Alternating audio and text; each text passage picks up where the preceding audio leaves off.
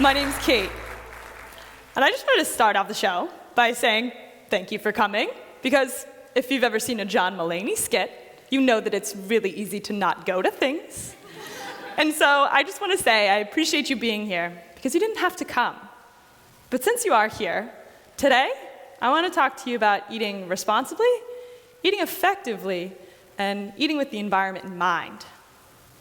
I just want to forewarn, sometimes talking about the environment can be a little scary, a little overwhelming, and a little depressing. Every scientist accepts that we're changing this planet by pumping carbon dioxide into the atmosphere.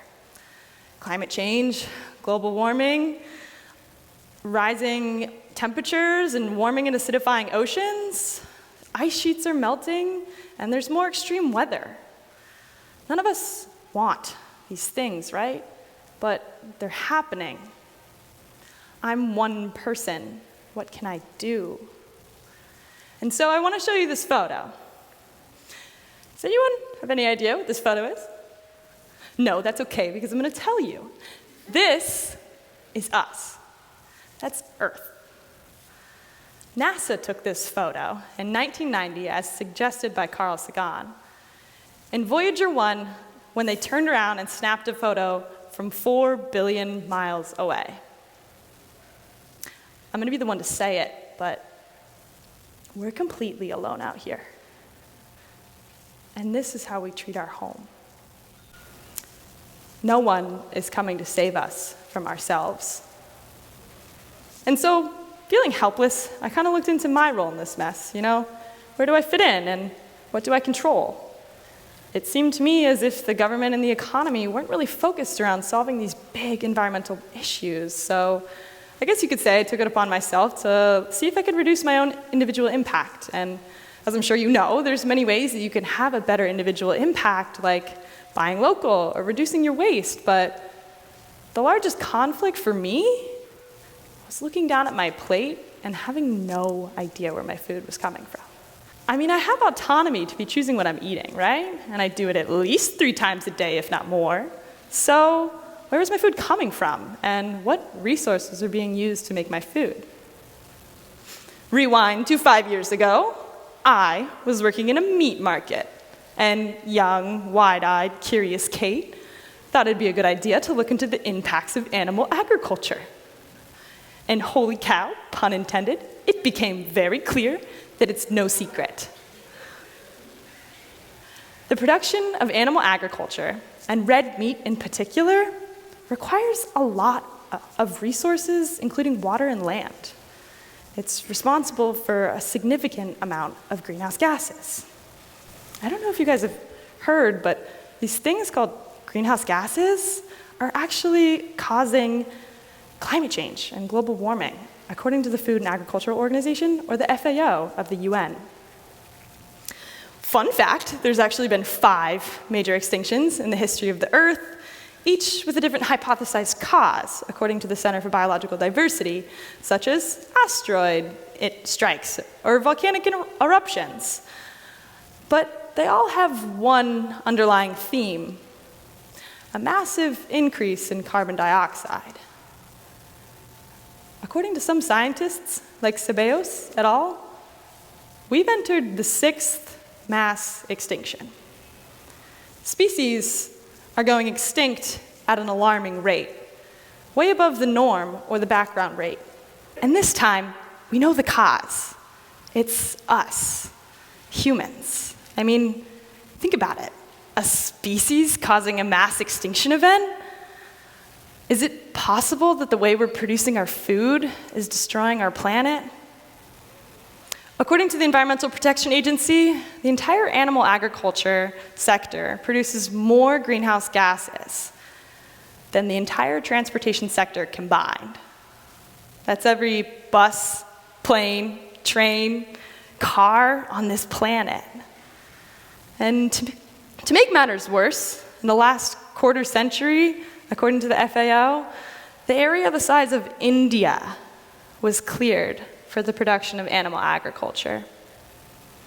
75% of agricultural land is used to produce food just for livestock, according to the film Racing Extinction. Beautiful rainforests are being eroded into wastelands. And this, we know that animal agriculture is largely contributing to climate change, global warming, and the biodiversity crisis, as shown here. We know that this is really harmful for the environment. And so, on top of that, according to the US Geological Survey, it takes approximately 1,840 gallons of water to produce 1 pound of beef. That's a lot of water. If you do the math out simply, if you skip eating 10 burgers, that's equivalent to the amount of water that it takes for you to shower in a year. And cows are big. If you do the math out, start to finish throughout the agricultural process, it can get up to nearly 1 million gallons of water per cow. And how many cows do we have on this planet? 1.5 billion, according to the FAO. And another effective way to look at how efficient it is to produce livestock is to examine the food conversion ratio. According to a study done by Vikal Smil et al. In 2008, if you take the edible weight of a cow and break it down, it takes approximately 25 pounds of feed to produce 1 pound of beef. For pork, it's around 9.4 pounds to produce 1 pound of pork, and for chicken, it's around 4.5. Whew, okay, so I know that was a lot of information. So what am I trying to say? The animal agriculture sector, it produces a large amount of greenhouse gases. It takes up a lot of land, it destroys a lot of natural habitat, and it uses an astronomical amount of water and feed. And so, needless to say, after learning all of this, I quickly became a vegetarian, as a Band-Aid effect, until I could figure out more. And that way, I could feel like I wasn't contributing to all of the issues that animal agriculture was producing. But let me be clear. I don't think vegetarianism or veganism is going to save the planet by any means. These issues are really complex and need to be attacked on all fronts. But I do think this is a really important step in understanding how our diet and our lifestyles are impacting the environment. And to make matters just a little bit more complex, we have a rising population level to deal with. Do you know how many people are added on this planet net each day? No? Okay. It's 220,000 net. Is anyone from the Rochester area? Yeah. If you've ever been to Rochester, you have an idea that we are adding a Rochester, New York to this planet each day. And who's addressing how we're going to feed all of these new people without currently exacerbating the environmental crisis? It's a really complex question, and I don't think I have the answer. But what I do know is this. The change starts with you caring. It starts when you have a conversation with your friends and your professors and your family about the impacts of what you're eating. I can throw facts at you all day long, but that doesn't change the fact that outside, right now, an environmental crisis is happening. And so people ask me, Kate, so what's your diet then? And the answer is it's dynamic. It's changing the more that I'm learning. And I wish I had an hour up here to tell you what's good and what's bad from my understanding ecologically to eat, but I don't. But I do have some simple rules that I follow every time I'm eating. And so first and foremost, always, always, always eat low down on the food chain. It's simple energy transfer. And when you do this, you eat more effectively, and there's more food for everyone. You have primary producers, primary consumers, secondary consumers, and so on until you get to the top predators. The problem is, with each level that you go up, only about 10% of energy is conserved. And that's because, as organisms, we do things like walking and breathing and producing bones. But each step that you go up, not all of the energy is conserved. Where you're going to get the biggest bang for your buck, energy-wise, is at that primary producer level. So these are photosynthetic organisms or vegetables.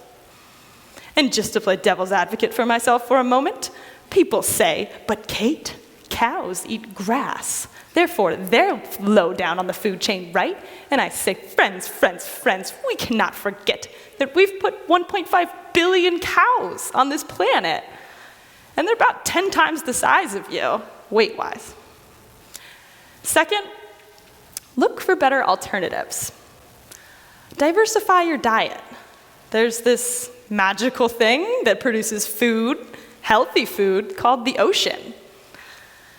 Omega-3s undoubtedly have amazing effects on human health, opposed to red meat and processed meats, which have been linked to cardiovascular issues via the World Health Organization. But let me clarify. I don't think replacing meat with seafood is the solution.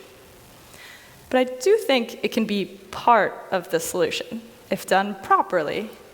Taking that same idea about eating low down on the food chain, we could be eating sardines, mackerel, herring, anchovies, bivalves like oysters, mussels, and clams, things that have resilient populations or are filter feeders and have a net positive impact on the environment. But instead, when we think about eating seafood, we think about eating halibut, swordfish, tuna, which are the lions and tigers and bears of the ocean. And that's ultimately resulting in the collapse of many precious marine ecosystems. One of my favorite trends right now actually is insect protein. It's equally as nutritious as meat and seafood, but there's this negative connotation that bugs are gross, as if chopping up chicken ligaments isn't. We've commodified the crap out of beef, pork, and chicken. And we have to understand that there's more effective ways to produce protein. And to be quite honest, the best alternative is beans and legumes. Lentils are lit. And so lastly, and most importantly, it comes down to what you demand. Now, I'm not saying everyone needs to go cold turkey and cut meat out of their lives completely, but start questioning what you're demanding and how often you're demanding it. According to the film Racing Extinction, if every American skipped meat and dairy for 1 day out of the year, it would be equivalent to taking 7,600,000 cars off the road. Find what works for you, and start with what you're comfortable with. Because your diet shouldn't be torturous. It should be healthy for you and healthy for the environment. Some people are weekday vegetarians or flexitarians. Some people don't eat red meat. Understand that you can be mindful about what you're eating without a label. And so, lastly, I want to leave you with this idea. During World War I and World War II, people were encouraged to plant their own victory gardens so that the soldiers could have the rations of meat and dairy, right, to fight the war. But the consumption of meat plummeted, and people were reconnected with the value of their own food. So if Americans have drastically altered their diet and lifestyles in the past for a war crisis, what's it going to take for Americans to start changing their diet and lifestyles for an environmental crisis? Historically, I believe that the government and the economy haven't always been focused on protecting our lives and our grandchildren's lives to ensure that we have the planet. Ultimately, the burden has fallen on us to be responsible consumers in what we demand.